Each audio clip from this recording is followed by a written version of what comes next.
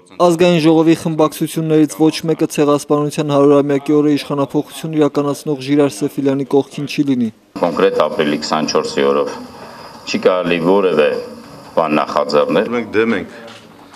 ընդհանրապես քաղաքական պայքարը կապել ապրիլի 24-ի հետ։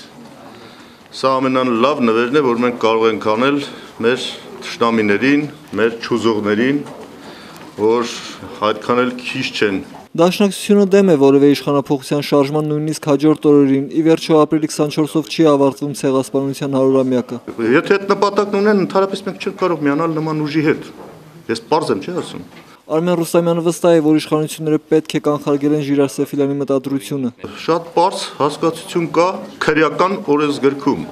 Ասում ավելի մեծ վտանգից խուսափելու համար կատարվում են քայլեր, որոնք, այսպես ասած, ծայրահեղ անհրաժեշտությունից բխած են։ ՀԱԿ-ի օրակարգում Ժիրայր Սեֆիլյանի շարժմանը միանալու հարց չկա, ՀԱԿ-ի օրակարգը իրենք են թելադրում։ Մենք այդպիսի հարց չենք քննարկել, մեզ այդպիսի հարցով չեն դիմել։ Իսկ ահա ԲՀԿ-ն դեմ է, որ Ժիրայր Սեֆիլյանն ապակայունացնի ներքաղաքական դրությունը։ Ես կողմնակից եմ, որ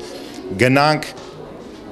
համոզելու ճանապարհով, ոչինչ թող վատ լինի։ ԲՀԿ-ն այսօր Հայաստանի ներսում անձերի դեմ չի պայքարում, նրա իմացած չարիքն այս աշխարհից չէ։ Հայ ժողովրդի թիվ 1 չարիքը այսօրվա դրությամբ դա Հեյդար Ալիևն է։ ՀՀԿ-ն հեղափոխական պատերազմական կոչերին դեմ է, այդ կապակցությամբ իշխանությունը պետք է կանխարգելիչ միջոցառումներ իրականացնի։ Ի դեպ Սերժ Սարգսյան Ժիրայր Սեֆիլյան հանդիպումն էլ բացառված չէ։ Հնարավոր է որևէ միջոցառման առիթով երկուսն հրավերք ունենան, հրավերքի ժամանակ կարող է հանդիպեն, դա կլիցն ու հարսանիք կամ ինչ-որ ինչ։